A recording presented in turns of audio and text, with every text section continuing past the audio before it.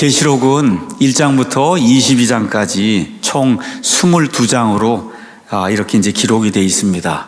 계시록의 구조는 이 그림에 있는 것처럼 1장 19절에 있는 것처럼 내가 본 것들, 지금 있는 것들, 그 다음에 이 이후에 일어날 것들, 이렇게 세 부분으로 계시록이 기록이 되어 있다. 그렇게 이해하시고 1장에 있는 건 이미 요한 당시에 요한이 본 거고 2장 3장은 요한 당시에 있던 소아시아에 있던 그런 교회들에 대한 거고 그게 또 교회들이 교회 시대를 대표하는 그런 교회들이에요. 그 다음에 이제 4장이 시작되면서 이 일 후에 이렇게 시작이 되면서 인류가 한 번도 경험해보지 못한 7년 환란기, 그 다음에 이게 끝나고 나서 천년왕국, 그리고 하나님이 모든 것을 깨끗하게 정리하시고 영원 무궁토록 죽음이 없고 슬픔이 없고 고통이 없는 이와 같은 때 하나님의 새하늘과 새 땅이 이루어지는 이런 모든 것들을 요한계시록 한 권이 다 우리를 위해서 이제 보여주고 있습니다. 자, 우리가 지난주, 그 다음에 지지난주 두 주에 걸쳐서 4장 이후에 일어날 그런 일들을 이제 살펴보고 있습니다. 가서 보니까 4장 1절에 이 일 뒤에 이렇게 기록이 되어 있어요. 이 일은 사도 요한 당시에 소아시아에 있던 교회에 보냈던 그런 편지고, 말씀드린 대로 거기 있는 내용들이 교회 시대 전체 대표적인 그런 그 형태의 그 교회를 이야기하기 때문에 교회 시대가 끝난 다음에 이런 뜻이다. 교회 시대가 어떻게 끝나요? 예수님 공중 강림하셔서 예수님 몸에 속한 자들, 그래서 이미 죽어 있는 자들은 다 부활시키고 살아서 남아있는 우리는 어떻게 공중으로 채워 올리신단 말이에요. 이렇게 되면서 교회 시대가 막을 내리게 되는 거예요. 이게 성경이 그렇게 되어 있습니다. 그래서 다시 그림을 가서 보시면 사도 요한이 4장 1절에 가서 보니까 하늘의 문이 열린다. 그림 보여주세요. 하늘의 그림. 하늘의 문이 열려요. 이렇게 이제 되면서 저 하늘문 속으로 성도 요한이 채어서 올라가는 그런 모습이 성경 4장 1절에 나오는, 제가 말씀드린 대로 사도 요한은 성도들의 모형이고 영 안에서 사도 바울처럼, 고린도후서 12장에 있는 사도 바울처럼 독수리가 채서 올라가듯이 그래서 성령님의 능력에 힘입어서 그래서 하늘로 채어 올라가는 이런 휴고의 예표의 모습이 이 안에 이제 기록이 돼 있어요. 올라가서 봤더니, 다음 그림 보도록 하겠습니다. 올라가서 봤더니 왕좌에 이렇게 앉으신 분이 있고, 그렇죠. 그 주변에 왕좌는 영어로 throne이라 그랬어요. 24장로가 있는데 24장로가 앉아 있어요. 앉아 있는 건 시트예요. 시트, 이런 시트고, throne하고 시트는 완전히 다른 거예요. 거기 또 누가 있어요? 가서 보니까 24장로가 있고 그 다음에 4짐승이 있는 이런 모습을 하나님이 요한에게 이제 보여주셨어요.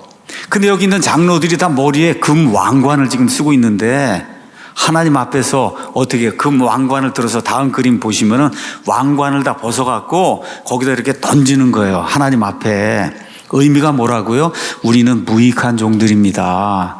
하나님께서 저와 여러분 모두에게 보상의 왕관을 주는데, 실제로 저와 여러분이 가져야 될 그런 마음은 내가 자격이 있어서 구원받고 자격이 있어서 이와 같은 보상을 받는 게 아니다. 전적으로 하나님의 은혜입니다.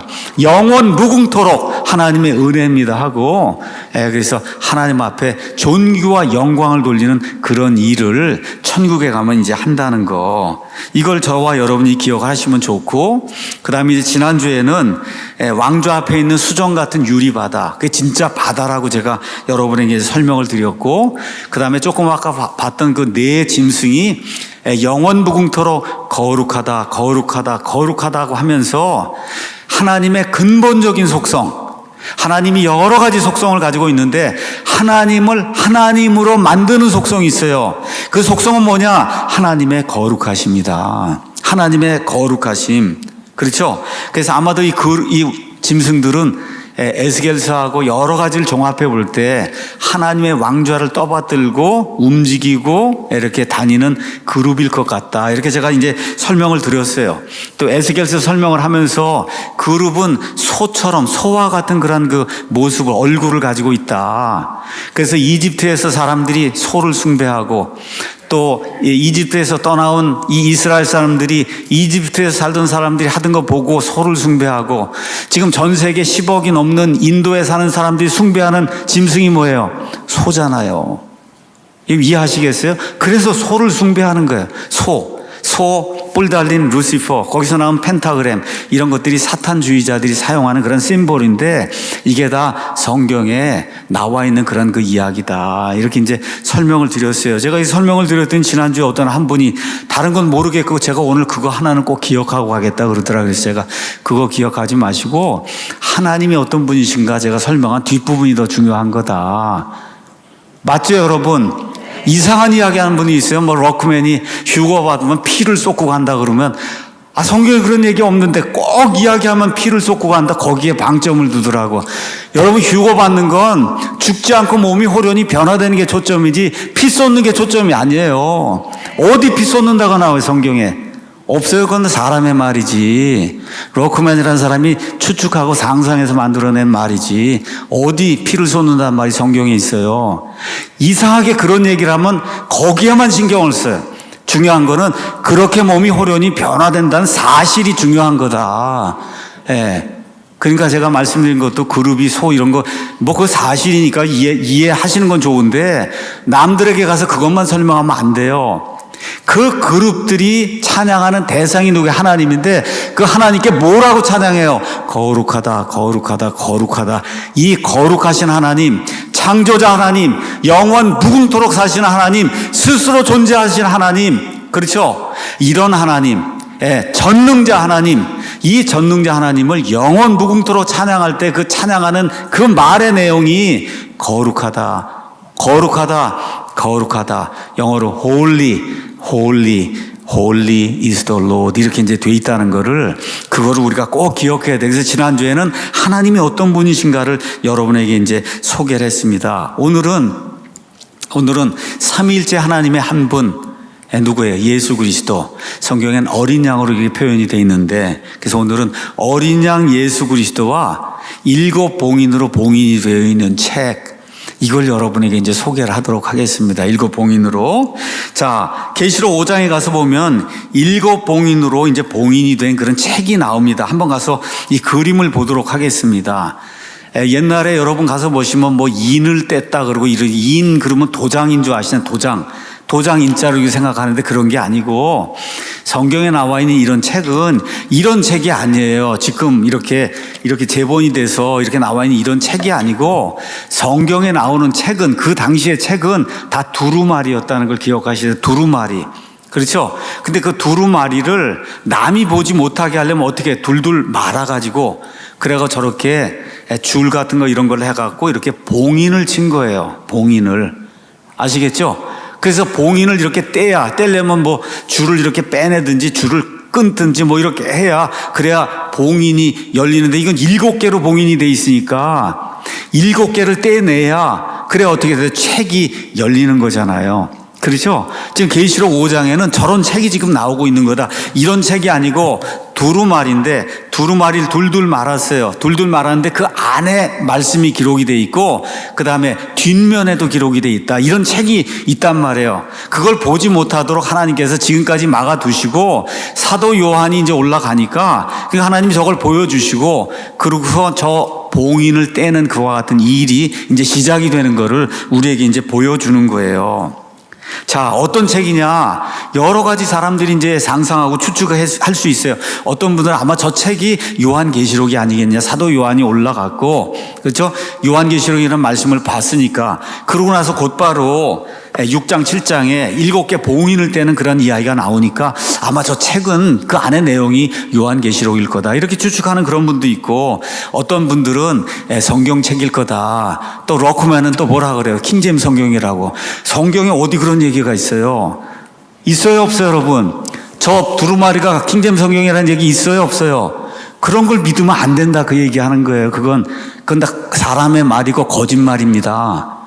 그냥 추측으로 성경책이다 그렇게 이야기할 수 있는데, 그거를 꼭 킹제임스 성경에 이렇게 얘기하면 우스갯거리가 되는 거예요, 여러분. 우스갯거리.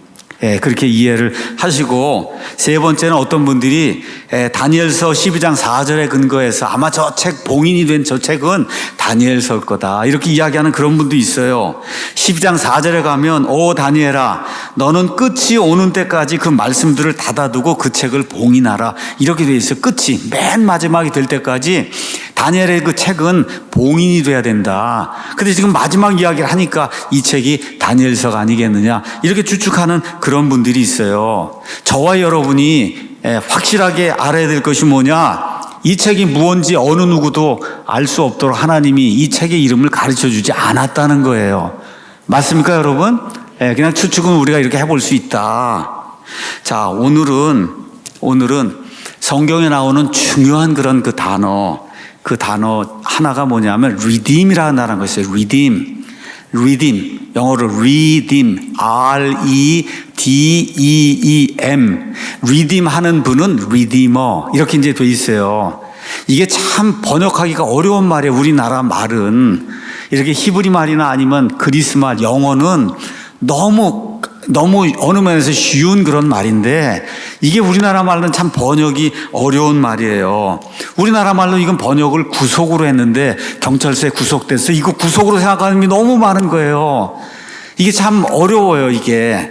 그래서 오늘 이 구속이라고 하는 그런 말, 영어로 redeem 하는 분, 구속자, 이게 무슨 뜻인가를 여러분에게 설명하도록 하겠습니다. 왜 그러냐? 지금 어린 양 예수님이 나오시는데 그 예수님이 하시는 일이 뭐냐? 구속하는 그런 일을 하시는 거예요. 리디임하는 그런 일을 하시는 거예요. 자, 가서 보니까 여기 요한계시록 5장 가서 보면 9절에 장로들이 나와서 하나님 앞에 이제 찬양을 드리는데 여러분 4장에서는 24장로와 그 다음에 4짐승이 어떤 하나님께 찬양을 드리냐? 창조자, 전능자 하나님께 찬양을 드려요. 근데 지금 이제 어린 양이 나오니까 24장로들이 또 엎드려 갖고 찬양을 드리는데 이번에는 그렇게 찬양을 드리지 않고 어떻게 찬양을 드리냐? 9절에 주께서 죽임을 당하시고 주의 피로 모든 족속과 언어와 백성과 민족 가운데서 우리를 구속하사 하나님께 드리셨으며 그래서 우리가 왕과 제사장이 됩니다. 얼마나 감사한지 모릅니다 하고 구속하신 그 구속자 예수 그리스도에게 존귀와 영광을 드리는 그런 내용이 여기 5장 뒷부분에 나오는 거예요. 그러니까 4장에는 창조자 하나님께 찬양을 드리고 5장에는 구속자 하나님 어린 양 그리스도에게 찬양을 드리는 거예요. 그러니까 저와 여러분이 성경을 읽고 우린 그냥 구원, 영어로 salvation, 동사로는 save 이것만 아는데 실제로 더 중요한 그런 단어가 뭐냐? 구속이라는 그런 단어가 있다. 이걸 여러분에게 오늘 설명하는 정말 귀중한 시간을 갖도록 하겠습니다. 구속은 뭐 하는 거냐? 당사자가 하지 못하는 그런 일이 있어요. 이런 거를 다른 사람이 값을 치르고 그 당사자를 위해서 대신 하는 게 이게 구속이에요. 리라는 게 다시라는 뜻이잖아요. 다시 redeem 한다 그런 뜻이에요. 자, 스타디 성경 뒤에 가서 보면 부록이 있습니다. 그 다음에 에스라 성경사전 가서 보면 거기 부록에 구속이란 단어가 나와요. 가서 한번 항목을 제가 그걸 가지고 설명을 하겠습니다. 구속은 영어로 redemption, redeem 동사고 명사가 되면 redemption 이렇게 이제 되는 거고 그 다음에 구속하는 분 그럼 redeemer가 되는 거야. Jesus our redeemer. 예수님이 우리의 구속자가 된다. 구속자. 이거 설명을 하도록 하겠습니다. 이제 구속이란 말 이해하셨죠? 구한다, 그 다음에 속한다, 속죄한다 이 두 가지를 합쳐갖고 그래서 구속이란 그런 말을 이제 사용했는데 이건 뭐냐면 현재 다른 사람이 소유하고 있는 어떤 게 있어요. 근데 이게 합법적으로 원래는 자기 건데 이게 팔려나가든지 이렇게 돼갖고 다른 사람의 소유가 된 거예요. 이거를 내 거를 다시 찾는 거 이거를 구속이라고 이제 이야기해요. 우리 말로는 물른다는 얘기예요. 딱지치기 하다가 딱지를 다 잃었어요. 그럼 뭐라 그래요? 아이스크림 사주고 물러달라 그랬잖아요. 여러분 그냥 안 물러줘요. 여기 아이가 뭐 사줘야 물러주지. 맞습니까 여러분? 그렇게 물러주려면 어떻게 받아야 물러주는 거예요. 아이스크림이라도 하나 사탕이라도 하나 받아야 그러면 딱지 다시 돌려주거든요. 이게 물르는 거예요. 그 영어로 redeem 하는 거예요. redeem. 이해하시겠죠? redeem. 그러니까 물건은 물른다고 얘기하고 사람이 유대인들 같으면 살다가 보니까 너무 많은 빚을 졌어요. 그럼 어떻게 나를 파는 거예요. 노예시장에 갔다가 그 다음에 이제 50년째가 되면 다시 돌아가는 거예요. 이렇게 남에게 나 자신을 팔 수 있고, 나도 팔고, 내 아이도 팔고, 내 아내도 팔고, 노예로 팔 수 있었어요, 옛날에. 이렇게 하면 그 사람을 다시 데리고 와야 되잖아, 이제 시간이 되면.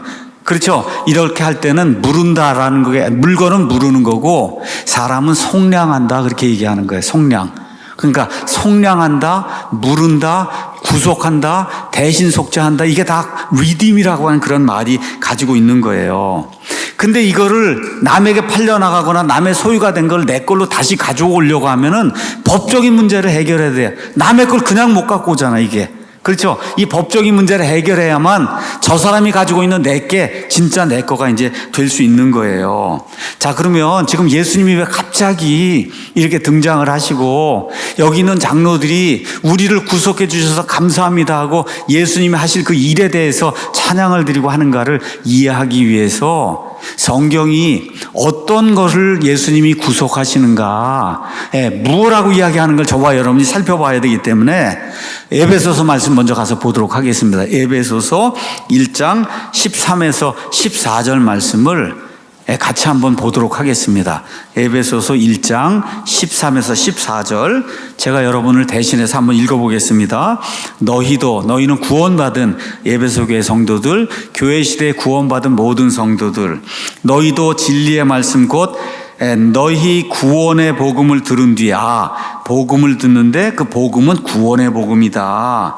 복음을 들은 뒤에 그리스도를 신뢰하였고 너희가 믿은 뒤에 또한 그분 안에서 약속의 저 거룩하신 영으로 봉인이 됐다. 순서가 어떻게 돼? 복음이 전달이 되면 우리가 그 복음이 전달하는 그 예수 그리스도, 그분을 전적으로 신뢰하는 거예요. 이게 신뢰가 돼서 구원을 받으면은, 그러면 거룩하신 성령님이 저와 여러분을 어떻게 꽁꽁 매는 거예요. 봉인을 하는 거. 아까 봉인 봤잖아요. 그렇죠? 항아리든지 이런 데도 우리 이렇게 해서 고추장이고 해놓으면은, 그럼 어떻게 새 하나 들어오지 못하게 이렇게 해갖고 하얀 거 덮고 고무줄로 이렇게 해갖고 봉인을 해놓잖아요. 그게 봉인이에요.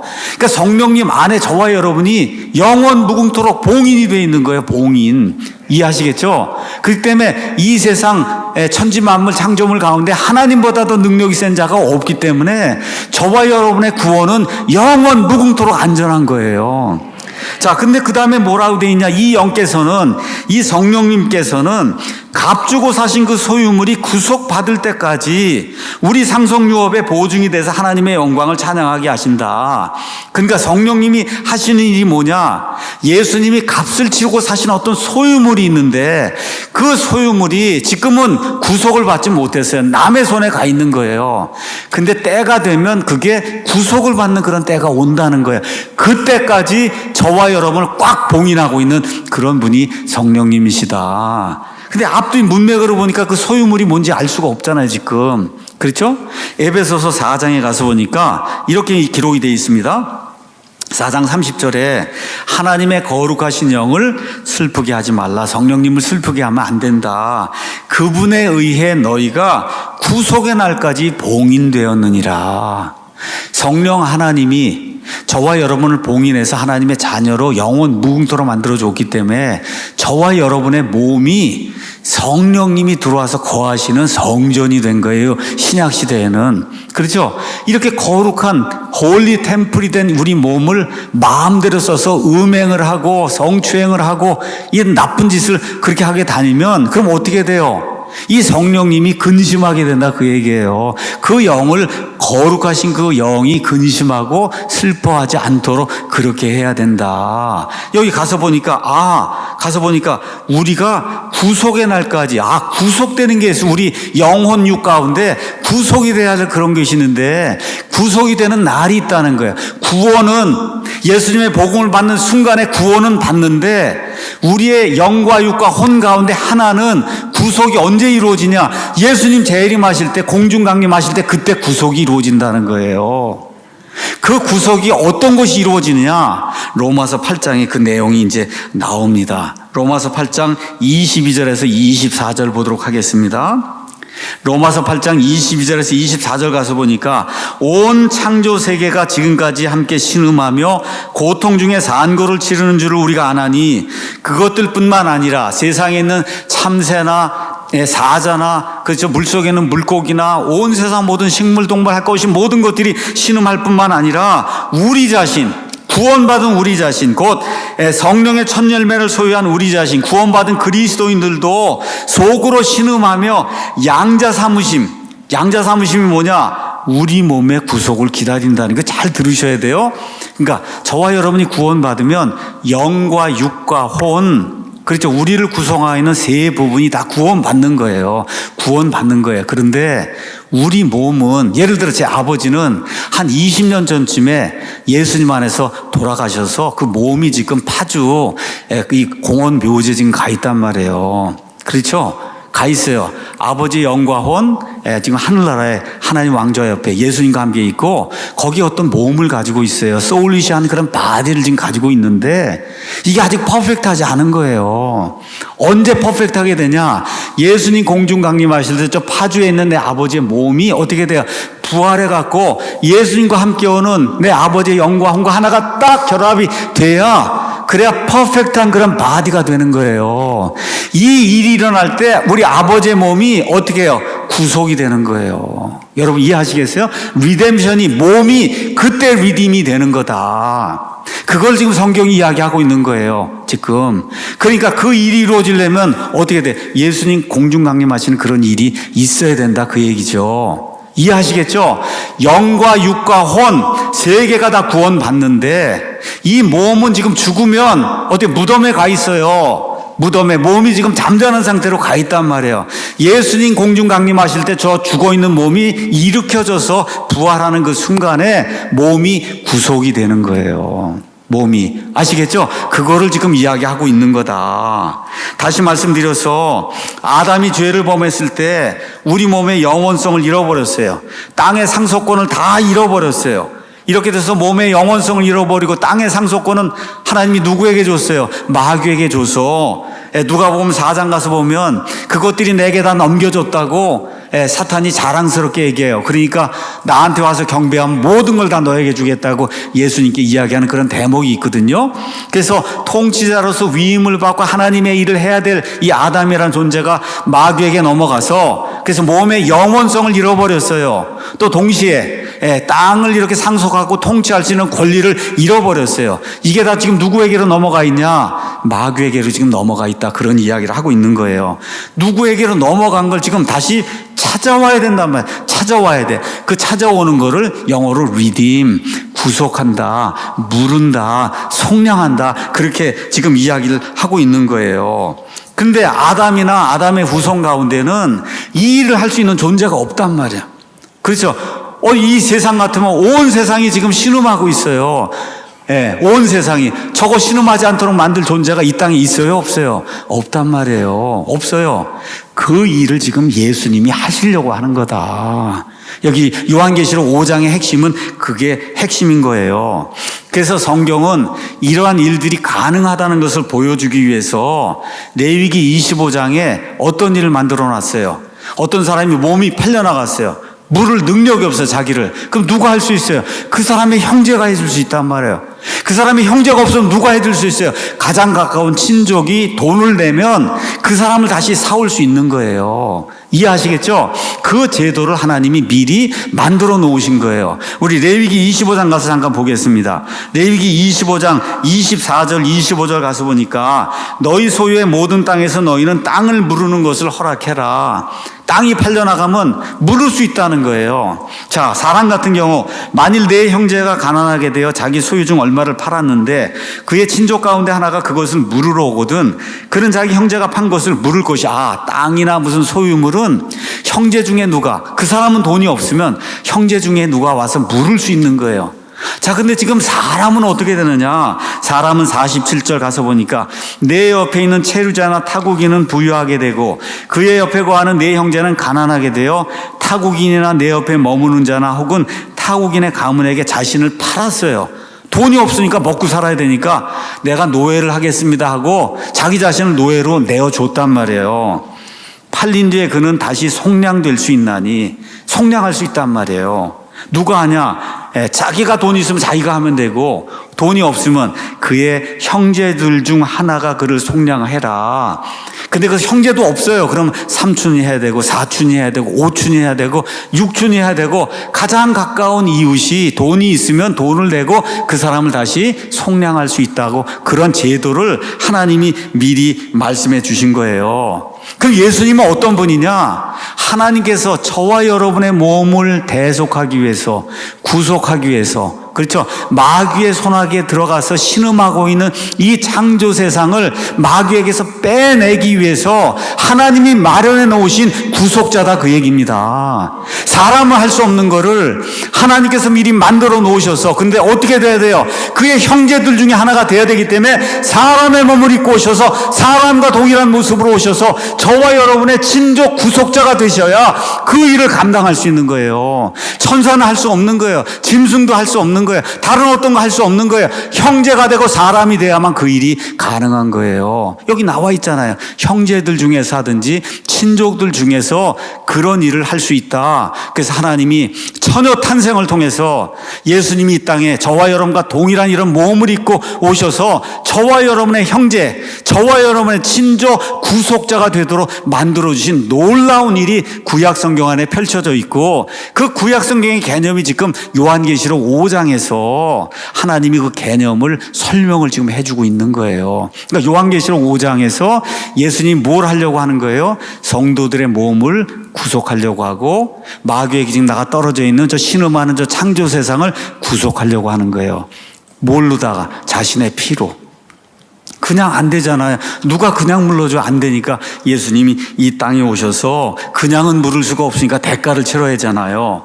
그래서 베드로전서에 가서 보니까 그 말씀이 이렇게 기록이 되어 있는 겁니다. 1장 18절에서 20절 제가 읽어보겠습니다. 너희가 아는 바와 같이 너희 조상들로부터 전통으로 물려받은 너희의 헛된 행실에서 너희가 구속받은 것은, 구원이라고 안 썼잖아요. 구속하려면 어떻게? 뭔가 지불해야 되잖아요. 그렇죠? 구속받은 것은 은이나 금같이 썩은 것들, 돈 내고 헌금 내고 주일 성수하고 뭐 11조 바치고 새벽기도해서 된 게 아니고, 이해하시죠? 뭐라 그랬어요? 흠도 없고 점도 없는, 그렇죠, 어린 양의 피 같은 그리스도의 보배로운 피로 저와 여러분이 구속을 받은 거예요. 그때 단어가 다 그렇게 나오는 거예요. 구속, redeem, redeemer, redemption, 이렇게 이제 구속받는 거예요. 자, 그래서 제가 말씀드립니다. 영과 혼은 구원받는 그 순간에 구속이 돼요. 하나님의 것이 되는 거예요. 근데 그 몸은 언제? 예수님 재림하시는 그 순간, 그때 흙 속에서 나와서 부활해가지고, 그래서 어떻게? 그때 최종적으로 구속이 되는 거다. 이해하시겠죠? 예, 그런 내용을 지금 이야기하고 있는 겁니다. 그래서 빌립보서 가서 보면, 빌립보서 3장 20에서 21절, 우리의 생활 방식은 하늘에 있으며 또한 거기로부터 오실 구원자 예수 그리스도를 우리가 기다리고 있잖아요. 그렇죠? 그분께서는 참으로 모든 것을 자기에게 복종시킬 수 있는 능력을 써서 그 능력대로 우리의 천한 몸, 저 썩어 있는 몸, 그렇죠? 죽어 있는 저 몸, 저 우리의 천한 몸을 변화시켜 자신의 영광스러운 몸과 같게 만드신다. 이거 언제 이루어져요? 예수님 공중 강림하실 때. 이해하시겠죠? 이거를 지금 구속이라고 이야기하는 거다. 이런 개념을 저와 여러분이 잘 이해를 해야 남들에게서 설명도 할 수 있는 거예요. 자, 그래서 이런 일, 그래서 우리 주님은 마귀에게 넘어가서 신음하는 심지어 창조세계, 이 창조세계를 구속하셔서, 그래가 마귀를 무적행 속에 1000년 동안 집어넣고, 그리고 천년왕국을 이루시면서 그 신음하던 창조세상, 그렇죠, 뭐 북극의 불고민이 뭐니 그때 가면 걱정 안 해도 돼요. 뭐 얼음이 녹는다 이런 거 걱정 하나도 안 해도 되는 거예요. 뱀장어다 뭐 사자다 뭐다 할 거 없이 말 그대로 하나님이 주신 그런 그 자유를 가지고 마음껏 해치는 것도 없고 상하는 것도 없는 그런 세상, 이 천년왕국의 세상에서 사는 그런 시대가 열리게 되는 거예요. 그럼 그 일을 위해서 뭘 해야 돼? 구속을 해야 되잖아요. 구속. 지금 구속하는 그런 일을 예수님이 하시는 거예요. 그런 일을 하시는 그런 분을 우리가 뭐라고 얘기하냐? 영어로 redeemer, 구속자다, 그렇게 이야기하는 게 redeemer. 그렇죠? 구원자는 savior를 하는 분이 구원자고, 또 리디머. 뉴욕에 가면 이 팀 켈러 목사의 교회가 있어요. 그 교회 이름이 뭐예요? 리디머 처치예요. 교회 이름이 구속자 교회. 알겠죠? 구속자 교회. 저기 또 무슨 뜻인가? 이런 뜻이에요. 리디머 교회. 어떤 교회는 세이버 교회 이렇게 돼 있단 말이에요. 세이버 구원자 교회. 이게 구속자라고 하는 그런 의미를 저와 여러분이 잘 이해하셔야 됩니다. 그래서 온 세상의 구원자이신 주 예수님의 호칭이 또 하나는 뭐냐? 구속자다. 왜 예수님을 구속자라고 부르냐? 그분께서 모든 사람을 대신해서 죽고 그들을 구원하기 위한 죄값을 다 치르고 죄의 속박에서 그들을 구속해내서 그래서 맨 마지막에 몸까지 구속을 해서 그래서 예수님의 영광스러운 그런 몸을 입는 말 그대로 영화로운 존재로 예수님이 만들어 주신다. 그거 끝까지 그 일을 수행하는 그분. 그래서 그분의 호칭을 우리가 뭐라 그때는 구속자다 그렇게 부르는 거예요. 그거 다 몰라도 구원은 받습니다. 그런데 그래도 이제 교회를 5년, 10년, 20년 다니면 이 정도 이제 우리가 구분을 해야 되잖아요. 성경에 가서 보시면 이렇게 사람을 구속하는 그런 실제적인 일이 룻기에 나오잖아요. 그렇죠? 룻기에 누가 나와요? 보아스가 나오잖아요. 보아스. 그렇죠? 근데 엘리멜렉의 가까운 친족인데 엘리멜렉이 죽고 거기 아들들이 다 죽고 그래갖고 아들들 중에 한 명이 아내를 취했는데 그 아내 이름이 누구예요? 룻이잖아요. 그렇죠? 그 룻의 친족 구속자가 돼서 룻의 모든 걸 다 찾아주는 그 일을 보아스가 하잖아요. 맞습니까? 그래서 그 룻과 보아스 사이에서 나중에 누가 나와요? 예수님이 나오잖아요. 그렇죠? 그게 친족 구속자가 하는 거예요. 친족 구속자. 그 다음에 예레미야 32장 6절에서 12절 가서 보면 예레미야가 지금 어려움 당하고 있는데 예레미야의 사촌, 동생인지 형인지가 와서 하나멜이라는 사람이 와갖고 자기 밭을 사라 그래요. 왜? 형제니까 살 수 있단 말이에요. 그렇죠? 지금 바빌론 다 포로 생활 가기 일보 직전인데 밭을 살 사람이 누가 있어요? 여러분 지금 전쟁에 나가고 다 피난 가는데 여기 있는 밭 사라 그러면 밭 살 사람 있어요? 없어요? 없어요. 근데 예레미야가 사지요. 왜 그래요? 바빌론 포로 생활이 얼마 안 가고 다시 돌아온다는 그런 확신을 가졌기 때문에 그거를 사람들에게 보여주기 위해서 하나님께서 저 밭을 사라 그럽니다. 어떤 자격으로 사요? 친족 구속자의 자격으로 자기 사촌의 밭을 사잖아요. 이걸 통해서 바빌론 포로 생활이 얼마 가지 않고 다시 돌아와서 이 땅을 소유할 것이라는 걸 하나님이 보여주신 그런 예가 그 안에 이제 기록이 돼 있는 거예요. 자, 그런데 이렇게 구속을 하려고 하면 누구 앞에서, 증인들 앞에서 해야 되는 거예요. 증인들. 그래서 여러분이 룻기를 가서 보면 보아스가 어이 그렇게 얘기하면서 뭐래? 장로들 다 모으잖아요. 장로들을 모으잖아요. 그렇죠? 장로들 다 모아가지고 장로들 있는 데서 구속을 하는 거예요. 예레미야도 다 증인들 이렇게 모으잖아요. 거기서 구속한다는 증서를 작성하는 거예요. 여기도 지금 가서 보니까 예수님 지금 구속하려고 하는데 누가 있어요? 거기 24 장로가 있잖아요. 증인으로. 이게 성경이 다 이렇게 딱딱 이렇게 맞게 돼 있는 거예요. 성경이. 이렇게 해서 그 24 장로가 이미 구원받은 그런 성도들 이야기하는데 그런 그 증인들 앞에서 구속의 그 증서 이거를 내가 찾습니다 하고 이런 그 일을 예수님이 직접 하시는 내용이 그 안에 이제 기록이 돼 있어요. 그래서 이런 일 하는 사람을 히브리 말로는 고엘이라고 불러요. 고엘은 뜻이 뭐냐? 친족 구속자다. 자, 그럼 여기 지금 7 봉인으로 두루마리가 이렇게 있고 봉인이 이렇게 돼 있는데 이거는 뭘 이야기하냐? 여러분 집 사면은 집 등기 문서 있죠? 그거 아주 고이 간직하잖아요. 집 등기. 여기 가면 이 금박 실도 이렇게 딱 붙어 갖고 있는 거. 딴 건 못해도 도망가면 그건 갖고 가야 되는 게 집 등기 문서잖아요. 그 집 등기 문서가 뭘 얘기하는 거야? 이 집은 이 사람의 겁니다. 이거 얘기해 주는 거잖아요. 맞죠? 지금 그걸 얘기하는 거야. 이 두루마리 그 증서 안에 무슨 내용이 들어있냐? 구원받은 모든 사람의 몸은 예수 그리스도의 것이고 지금 창조 세상에 신음하고 있는 모든 창조물들과 저 지구 저 땅은 소유자가 누구라는 거예요? 예수님이라는 거예요. 그걸 기록해 놓은 그 내용이 이 책의 내용이다. 자, 그래서 예수님이 드디어 어떻게 해요? 구속을 하시는 거예요. 지금까지 이제 기다리시다가 이제 내 거니까 이제 때가 됐으니까 이거 내가 찾아야 되겠다 하고 예수님이 찾아가는 그런 일이 이 안에 기록이 되어 있는 겁니다. 그러니까 요약을 하면 첫째 아담과 그의 후손들은 몸의 영원성을 잃었어요. 지구를 잃어버렸어요. 하나님 주신 지구를. 자기 힘으로 이거를 다시 찾아올 수 있는 사람이 인간 가운데 없는 거예요. 근데 누가 할 수 있냐? 친족이 대신할 수 있는 거예요. 친족. 그렇죠? 그래서 하나님께서 마지막 아담, 둘째 아들 그 예수 그리스도 그분을 처녀 탄생을 통해서 저와 여러분의 형제 친족으로 만들어 주셔서 그분이 저와 여러분이 잃어버린 몸의 영원성, 그렇죠? 마귀가 가지고 간 이 땅에 대한 통치권, 이 땅 전체를 다시 무르는 그런 일을 하시는 거다. 그게 예수님이 구속자라고 하는 그런 의미예요. 그 일을 위해서 뭐가 필요해요? 성육신이 필요하고, 그 일을 위해서 처녀 탄생이 필요하고, 그래서 우리 예수님이 저와 여러분과 동일한 그런 몸을 입고 오셔서, 그래서 대속의 사역, 대신 속죄의 사역, 구속의 사역을 십자가에서 이루시는 거예요. 자, 그러면은 5장 2절 가서 보도록 하겠습니다. 자, 5장 2절에 가서 보니까 또 내가 보니 한 힘센 천사가 큰 음성으로 공포하기를 누가 그 책을 펴고 그것에 봉인들 때에게 합당하냐. 여기 가서 보니까 여기 천사가 나오는데 힘센 천사 이렇게 이제 나옵니다. 10장 1절에는 강력한 천사, 여기 힘센 천사 영어로 strong angel, 여기 10장 1절, 18장 21절에는 mighty angel 이렇게 돼 있어요. 동일한 천사일 거예요. 또 이걸 가지고 또 뭐 미가엘이다 이렇게 얘기하면 안 돼요. 성경이 이름 밝혀요, 안 밝혀요?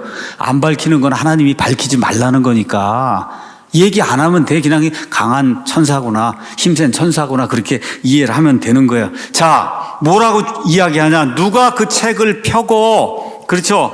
그것에 봉인들 7개를 뗄 수 있냔 말이에요. 그렇게 이제 묻는 거예요. 이 힘센 천사가. 그렇게 이제 물었단 말이에요. 그래도 5장 3절에 하늘에나 땅에나 땅 아래에 있는 어떤 사람도 그 책을 펴거나 들여다볼 수 없다. 지금 성경이 이야기하는 온 우주가 여기 나와 있어요. 온 우주는 사람을 중심으로 해서 사람 위에 있는 하늘, 사람이 거하고 있는 땅, 그렇죠? 땅 밑에 저 아래에 있는 거, 이게 우주예요. 끝이에요. 다시 말씀드려요. 사람 위에 있는 하늘, 그렇죠? 사람이 살고 있는 땅, 그 다음에 땅 밑에 여기 있는 거, 그거 세 가지가 전 우주를 이야기하는 거예요. 전 우주. 그렇죠? 그래서 3절 가서 보니까 전 우주 공간에 아무도 없는 거예요. 전 우주 공간에 이 책을 펴거나 이 책을 펴서 그 안을 들여다볼 수 있는 그런 사람이 아무도 없다. 다시 말씀드릴게요. 하늘에 천사도 못하는 거예요. 천주교 성인들 뭐 죽어갖고 무슨 뭐 통공한다 그러고 이런 거 다 거짓말이 안 되는 거예요. 마리아도 안 돼요, 여러분. 마리아가 어떻게 이 책을 펴고 이 책을 읽을 수가 있어요? 천상의 존재들 가운데 있습니까, 없습니까? 일을 할 수 있는 사람이 존재가 없어요. 하나도 없어요. 성인들, 천사들, 마리아 하나도 못합니다. 땅에 또 누가 있어요? 목사가 있잖아요. 목사가 할 수 있을까요, 제가? 못해요. 신부. 할 수 있을까요? 신부들의 왕, 교황 할 수 있을까요? 못합니다. 소크라테스 못하고 공자도 못하고 땅 아래는 또 누가 있어요? 구원받지 못한 자들이 있고 땅 아래 또 나중에 가면 마귀들이 저 안에 가득 차 있거든요. 있어요, 없어요? 그럼 마귀들 가운데 이 책을 펴거나 읽을 수 있는 자가 없어요. 그렇죠? 없단 말이에요. 없어요. 없으니까 어떤 반응이 나오냐? 4절에 그 책을 펴서 읽거나 들여다보기 합당한 사람이 아무도 보이지 아니하므로 내가 많이 울었다. 지금 요한이 거기 올라가서 엄청나게 운 거예요. 그 운 이유에 대해서 내가 조금 이따 이제 그 설명을 하도록 하겠습니다. 이렇게 우니까 5절 장로가 몇 명 있다 그랬어요? 24명 있는데 장로들 중에 한 사람이 내게 이르되 울지 마라 얘기하는 거예요. 보라, 유다 지파에서 나오는 사자 라이언이 있다. 라이언 킹 아시죠? 라이언이 있다. 라이언 곧 다윗의 뿌리. 유다 지파에서 나오는 사자 라이언이 있는데 이 사람의 다른 호칭은 다윗의 뿌리다. 그분이 이기셨기 때문에 그 책을 펴시고 그것에 7 봉인을 이제 떼실 거다. 지금 그렇게 얘기하는 거예요. 장로들 중에 한 명, 요한이 펑펑 우니까 위로의 말을 지금 하고 있는 거예요. 자, 가서 한번 보도록 하겠습니다. 이 그림 이렇게 가서 보면, 저기 라이언이 있잖아요. 이제, 그렇죠? 이렇게 이제 이걸 쫙 펼 수 있는 그런 분이 이제 등장을 이제 지금 하는데 이분이 지금 다윗의 사자라는 거예요. 다윗의 사자 라이언. 그거는 여러분 창세기 49장 가서 보시면 야곱이 죽기 전에 12지파를 축복하는 그런 말이 나오는데 거기 가서 보시면 유다 지파에 대한 그런 축복이 나옵니다. 유다 지파 8절에 유다야 너는 내 형제들이 찬양할지 아니라 내 손이 내 원수들의 목을 잡을 것이요 내 아버지의 자식들이 내 앞에서 절하리라. 유다는 사자 새끼는 유다의 상징이 뭐냐? 유다 지파의 상징이 사자예요. 사자. 그가 엎드리고 웅크린 것이 사자 같고 늙은 사자 같으니 누가 그를 깨워 일어나게 하리요. 실로가 오실 때까지, 실로가 메시아란 말이에요. 실로가 오실 때까지 홀이 유다를 떠나지 아니하며 이렇게 돼서 유다 지파에서 메시아가 온다는 이와 같은 그 예언의 말씀. 그렇죠? 근데 그 유다 지파의 상징은 뭐냐? 사자, 라이언이란 말이에요. 그래서 지금 장로가 이제 그런 얘기를 했는데, 그렇죠? 그 다음에 또 뭐라고 얘기했냐 하면 다윗의 뿌리라고 이야기했어요. 다윗의 뿌리. 그 유다 지파 중에서 여럿이 있는데 이 사람은 다윗에게서 나와야 되는 사람이다. 다윗. 그 내용은 이사야서 11장에 기록이 되어 있습니다. 11장 1절에 이새의 줄기에서 한 막대기가 아까 보아스하고 룻 그 사이에서 이새가 출생해갖고 그다음에 다윗이 나오고 이렇게 되는 거잖아요. 그렇죠? 그래서 이새의 줄기에서 한 막대기가 나오고 그의 뿌리에서 한 가지가 지금 고딕으로 되어 있잖아요. 메시아가 나온다. 10절에 그날에 마지막 날에 재림하시는 그런 때에 이새의 뿌리가 있어 다윗의 뿌리가 있어 그것이 백성들의 기로 설 것이요 이방인들이 그것을 찾으리니 그가 베푸는 안식이 영원하다. 이렇게 돼서 그 메시아가 다윗의 자손으로 그래서 마태복음 1장 1절에 가서 보니까 아브라함의 자손이시여 다윗의 자손이신 예수 그리스도의 세대에 대한 책이다. 이렇게 지금 성경이 나오고 있는 겁니다. 자, 이렇게 해서 이 다윗의 뿌리 예수님이 등장을 하는데 예수님이 이 책을 펴거나 읽을 수 있는 이유가 그 안에 기록이 되어 있어요. 그 이유가 뭐냐? 거기 가서 보니까 그분께서 이기셨다는 거예요. 이기셨기 때문에 그래서 책을 펴고 그 안에 걸 들여다볼 수 있다. 지금 성경이 그렇게 이야기하는 거예요. 광야에서 마귀의 시험을 예수님이 이기셨어요. 첫째 아담이 동일한 그와 같은 인생의 자랑, 육신의 정욕, 그렇죠? 안목의 정욕 이런 거 이 세 가지를 들고 와서 마귀가 이브하고 아담에게 접근할 때 그냥 녹다운이 되고 말았잖아요. 둘째 아담이 나타나니까 똑같은 걸 갖고 와서 예수님을 시험하는데 예수님이 마귀의 시험을 하나님의 말씀들로 이기시잖아요.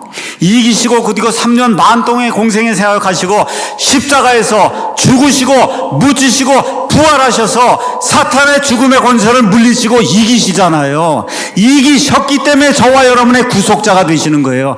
이기셨기 때문에 이 소유물을 구속하실 수 있는 그런 분이 되시는 거다. 그분이 저와 여러분의 예수 그리스도십니다. 이기셨기 때문에 그 일을 하실 수 있는 거예요. 자, 5장 6절 가서 보니까 그래서 유다 지파의 사자가 나온다 그래갖고 요한이 지금 사자를 기다리고 있는데 보니까 왕좌와 네 짐승의 한가운데와 장로들의 한가운데에 사자가 나오는 게 아니라 전에 죽임을 당한 것 같은 어린 양이 나오는 거예요. 이 그림을 보시라고. 전에 죽임을 창에 막 찔리고 이렇게 이 어린 양이 7 뿔이 있고 7개 눈이 있고 한 그런 어린 양이 이게 나오는 거다. 그러니까 진짜 어린 양. 여러분 여기 요한계시록은 상징들로 하나님의 것들을 지금 보여주는 그런 책이에요. 그렇죠? 근데 거기 가서 7절에 그분께서 오셔서 이러니까 어린 양이 진짜 거기 양이 있구나 이렇게 생각하시면 안 되고 예수님이시구나, 그 예수님이 나오신다 이렇게 생각을 해야 되는데 그 예수님이 전에 죽임을 당한 것 같은 뭐예요? 십자가에서 창에 찔리고, 그렇죠? 두 손과 두 발에 못이 박히고 가시멜 왕관을 쓰시고 한 그분, 저렇게 상처를 입고 희생을 입어서 그 피로 저와 여러분을 구속하신 그분, 그걸 지금 이렇게 표현하고 있는 거다. 그래서 지금 유다 지파의 사자 라이언을 기다리고 있는데 누가 나오냐? 램이 나오는 거예요. 램이, 어린 양. 그래서 요한복음 1장 29절에 세상 죄를 제거하신 하나님의 어린 양을 봐라. 그 어린 양이 진짜 양 아니죠? 누구예요? 그분이 예수 그리스도시잖아요. 이런 걸 저와 여러분이 잘 이렇게 문맥에 따라 이해를 하시면 되는 거예요. 뿔이라고 하는 거는 그거는 권위의 상징인데 뿔이 하나만 있어도 엄청난 권위인데 지금 7개를 가지고 있다. 완전한 수를 가지고 있다. 완전한 권위를 가지신 그런 분. 그렇죠? 7개 이런 눈, 이 하나님이 보낸 7개 영이다. 이거 몇 차례 말씀드렸잖아요. 성령님이 7명이 아니고 완전히 모든 것을 샅샅이 살펴보는 그와 같은 능력을 가진 그런 분이다. 이런 의미로 이게 이제 나오는 거다. 자, 5장 7절 가서 보니까 그분께서 이제 드디어 오셔서 왕좌에 앉으신 분, 누구의 아버지 하나님, 그분의 오른손에서 그 책을 취하신 거예요. 드디어 구원은 십자가 사건을 통해서 이미 다 이루었지만 우리 몸을 구속하는 거, 온 창조 세상을 구속해서 천년왕국을 이루는 건 이제 때가 돼서 이제 책을 취하시면서 이제 그 일이 이루어지는 거예요. 말씀드렸잖아요. 그 두루마리는 뭐예요? 소유권을 얘기하는 거예요. 소유권. 집의 등기문서와 같은 거예요. 다시 말해 온 땅, 우주, 그렇죠? 이 모든 것에 대한 소유권, 이 죽어 있는 우리 성도들의 그 몸, 이거에 대한 소유권, 그 책을 예수님이 이렇게 취하시는 거예요. 이런 내용은 에스겔서 2장 9절에서 10절에도 동일하게 나와 있어요. 그 책을 아버지 하나님으로 받는 내용은 다니엘서 9장 13절에서 14절에도 나와요. 시간이 없기 때문에 제가 읽지 않습니다. 이 설교 노트를 이제 보시고 그렇게 가서 찾아보시면 동일한 내용이 거기에 기록이 되어 있구나 이제 알게 되는 거예요. 자, 이제 두 가지만 말씀을 드리고 요약을 합니다. 자, 어린 양 예수님이 왜 통치하시고 왜 지금 이렇게 존재하고 이때 나타나시는가? 인류 역사가 한 6천 년 됐고 인류 역사가 시작이 되기 전 영원의 어느 시점에 하나님께서 천상에 있는 모든 존재들, 루시퍼를 포함해서 천상에 있는 존재들 다 만들었어요. 자, 이 창조물들 가운데 특별하게 뛰어난 그런 존재가 있습니다. 영적인 창조물들 가운데는 그게 루시퍼예요. 그렇죠? 이 특별한 창조물들이 하려고 하는 게 뭐냐 하면은 땅을 내가 좀 차지하고 땅에 있는 모든 것들로부터 내가 하나님 대신 경배를 받아야 되겠다. 이게 지금까지 특별한 그런 창조물들이 인류 역사 6천 년 동안 해온 일이에요. 다른 데 관심 없어요. 이 땅에 있는 창조물들을 통해 내가 영광을 받아야 되겠다. 내가 경배를 받아야 되겠다. 이걸 통해서 첫 번째 등장한 인물이 누구예요? 사탄 마귀예요. 마귀는 이 에스겔서 28장, 그 다음에 이사야서 14장에 있는 것처럼 하나님을 대적하고 타락하면서 하늘에 있는 천사들 3분의 1을 데리고 같이 타락한 그런 존재다. 그래서 고린도후서 4장 4절엔 타락해서 이 세상의 신이 됐다고 성경이 우리에게 이야기하고 있어요. 자, 그래서 마귀가 창조물인데 이 창조물이 하나님이 받아야 될 영광을 받으려고 하다가 타락해갖고 그 일을 실패한 거예요. 그 뒤에 아담도 나도 그럼 신들처럼 돼서 해봐야 되겠다 그러고 타락해서 실패하고, 성경 가서 보면 느부갓네살도 나오고 고레스도 나오고, 역사를 통해서 그 다음에 그리스 왕국의 알렉산더 대제도 나오고, 예수님 시절에 아우구스투스, 카이사르 시저도 나오고, 여러분 아시는 것처럼 징기스칸도 나오고 나폴레옹도 나오고 스탈린, 레닌, 지금 시진핑, 푸틴 하는 게 다 뭐예요? 이 땅을 어떻게든지 차지해서, 그렇죠, 내가 좀 통치해봐야 되겠다 하는 거잖아요. 지금까지 인류 역사가 뭘 보여줘요? 그게 불가능하다, 안 된다는 걸 보여주잖아요.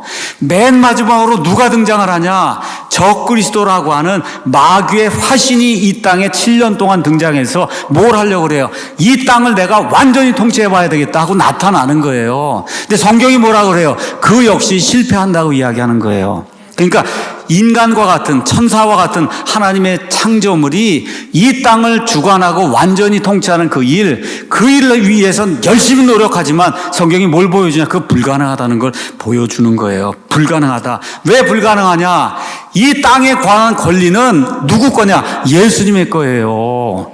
예수님의 거예요. 그렇기 때문에 불가능한 거예요. 그래서 지금 예수님이 초림 때에 메시아로 오셔서 이런 일을 하려고 했는데 유대인들이 거부했잖아요. 이제 드디어 기다리시다가 때가 돼서 유대인들이 그분을 맞아들일 때가 됐어요. 예수님이 이 땅에 오세요. 그럼 뭘 찾으시겠어요? 내 소유권을 찾아야 되겠다. 그걸 위해서 십자가에 보혈을 다 흘리고 하셨잖아요. 그걸 지금 찾는 그런 일을 하시는 거예요. 그럼 그 일을 찾는 일을 하면 어떻게 돼요? 그분을 대적하던 사탄, 마귀, 그렇죠, 구원받지 못한 모든 자들이 심판을 받고 영원 무궁토록 불호수에 들어가게 되는 거잖아요. 그 일이 여기 기록이 되어 있는 거예요. 그러니까 계시록 5장은 그 일을 하실 분 누구를 소개하는 거예요? 어린 양 예수 그리스도를 소개하는 거예요. 그분이 가지고 있는 소유권 두루마리, 7개 봉인이 있는 그 두루마리를 소개하고 있는 거예요. 그렇게 해서 다 예수님이 구속을 하면 1000년 동안 예수님이 이거를 평화롭게 다스리는 천년왕국이 이 땅에 이루어지는 거죠. 그러니까 5장은 예수님의 심판할 날이 이제 무르익어서 온 땅에 하나님의 진노가 퍼부어질 것을 미리 예수님이 이제 그냥 두지 않잖아요. 이런 무리들을. 그렇게 해서 6장, 7장 넘어가면서부터 예수님의 진노가 온 땅에 퍼부어지면서, 그렇죠. 예수님이 이런 모든 자들을 처단하고 예수님의 소유권을 공고히 하고 이렇게 해서 천년왕국을 이루시는 그런 내용이 여기에 이렇게 기록이 되어 있는 그 내용이 6장에서 19장까지 이렇게 기록이 되어 있는 거예요. 제가 여러분에게 한번 여쭤보겠습니다. 이 계시록이 어려운 책인 것 같아요. 이 앞뒤 문맥을 잘 이해하면 가장 쉬운 책이에요. 가장 쉬운 책이다. 상징과 그렇지 않은 것들 잘 구분하고 앞뒤 문맥을 잘 구분하고 있는 그대로 성경을 읽고 성경을 성경으로 구속은 이런 거구나. 다 구약 성경에 나와 있잖아요. 이렇게 이해하고 읽으면은 계시록이 쉬운 책이에요. 그래서 요한계시록 1장 3절에 이 대언의 책들의 말씀을 읽고 그걸 지키는 자가 어떻다 그랬어요? 복이 있다 그랬잖아요. 그 복을 받는 저와 여러분이 되기를 예수님의 이름으로 축원합니다. 그래서 이걸 마치면서 요한계시록 22장에 예수님이 16절 17절에 뭐라고 말씀하시냐? 나 예수는 내 천사를 보내어 교회들 안에서 이것들을 너에게 증언하게 하였느니라. 나는 다윗의 뿌리요 후손이요 빛나는 새벽별이니라. 예수님이 모든 말씀 내가 반드시 이루고 내 소유권 반드시 찾아내고 그 천년왕국 이루고 새하늘과 새 땅 이루겠다 예수님이 말씀하신 다음에 맨 마지막에 뭐라 그래? 초청을 다시 하시는 거예요. 초청을. 아직도 깨닫지 못하고 구원받지 못한 그런 자가 있냐? 성령과 신부가 말씀하시기를 오라 하시는도다. 오라. 오늘 여기 앉아 계신 분 가운데 아직 예수님이 누구신지 모르는 그런 분이 있으면 예수님께로 가셔야 되는 거예요. 오라 부르시는 거예요. 듣는 자도 오라 할 것이요 목마른 자도 올 것이며 누구든지 원하는 자는 값없이 생명수를 취할지니라. 이게 지금 예수님이 모든 말씀을 마치시고 저와 여러분에게 주시는 초청의 그런 말씀인 걸 기억을 하셔야 되는 겁니다. 자, 요한이 우는 이유만 이야기하고 마칩니다. 5장 4절에 요한이 펑펑 울었잖아요. 그렇죠? 왜 요한이 이렇게 우느냐? 왜 그래요? 구속의 책. 그렇죠. 온 인류가 지금 구속이 되고, 그렇죠. 믿는 자들이, 그 다음에 땅이 구속이 되고, 지금 이 때가 지금 왔는데, 이걸 구속하려면 구속자가 있어야 되는데, 구속자가 온 우주 공간에 없는 걸 보니까, 어떻게 펑펑 우는 거예요. 소유물을 되찾을 수가 없으니까. 미국의 크리스웰이라고 하는 유명한 목사님이 있는데, 그분이 이렇게 기록을 했어요. 요한이 운 것은, 단순히 그냥 자기 스스로 운 게 아니라 구원받은 성도들을 대표해서 운 거다. 저와 여러분의 몸이 구속이 돼야지 그 완전히 완성이 되는데 그게 안 되니까 그거 할 수 있는 분이 없으니까 그래서 펑펑 운 거예요. 아담부터 시작해서 아담과 이브, 아벨 그 이후에 구원받은 모든 자들 그렇죠. 뭘 기다리고 있어요? 몸의 구속을 기다리고 있단 말이에요. 몸이 예수님의 몸처럼 영광스러운 몸으로 되는 걸 지금 기다리고 있는 거예요. 모든 창조물이 지금 신음하면서 예수님을 지금 기다리고 있는데 가서 보니까 온 우주 공간에 이 일을 이룰 수 있는 존재가 없으니까 얼마나 답답했겠어요. 그래서 어떻게 펑펑 지금 우는 그런 일이 그 안에 생기는 거예요. 사복음서에 가서 보시면 죽음 앞에서 우는 그런 사람들 기사가 많이 나옵니다. 누가복음 7장 가서 보면 나인이라는 그런 도시에 예수님 가려고 하는데 어떤 그 여인의 아들이 죽어갖고 그 여인이 그 아들 때문에 펑펑 우는 그와 같은 대목이 나옵니다. 그 다음에 누가복음 8장 가서 보면 회당 치리자의 딸이 죽었는데 어떻게 할 수 없으니까 그 회당의 치리자가 사람들 앞에서 펑펑 우는 그와 같은 대목이 나와요. 예수님이 하시는 일이 뭐냐? 저와 여러분이 답답한 일을 당해서 펑펑 울 때 울지 말라고 하시는 거예요. 울지 말라. 내가 세상을 이겼다. 내가 세상을 이겼다. 그래서 요한계시록을 듣고 이런 말씀을 우리가 저와 여러분이 공부하면서 내가 어려운 일을 당하고 인생에 비참한 그런 일을 당하고 슬픔과 고통을 당하고 역병을 겪고 그렇죠. 중병을 앓는다 해도 울지 않아도 된다. 사람이니까 울 수 있어요. 근데 계속 울지 않아도 된다는 거예요. 뭐라 그래? 울지 말라 그러잖아요. 예수님이 함께 하시면 그 울음이 기쁨으로 변할 수 있을 줄로 믿습니다. 이게 예수님 믿는 자들의 행복이고 축복이에요. 이런 아름다운 축복이 계시록 공부를 하고 성경 말씀을 열심히 공부하고 바이블 빌리버로 살려고 하는 저와 여러분과 여러분 가정 위에 영원 무궁토록 함께 하기를 예수님의 이름으로 축원합니다. 기도하겠습니다.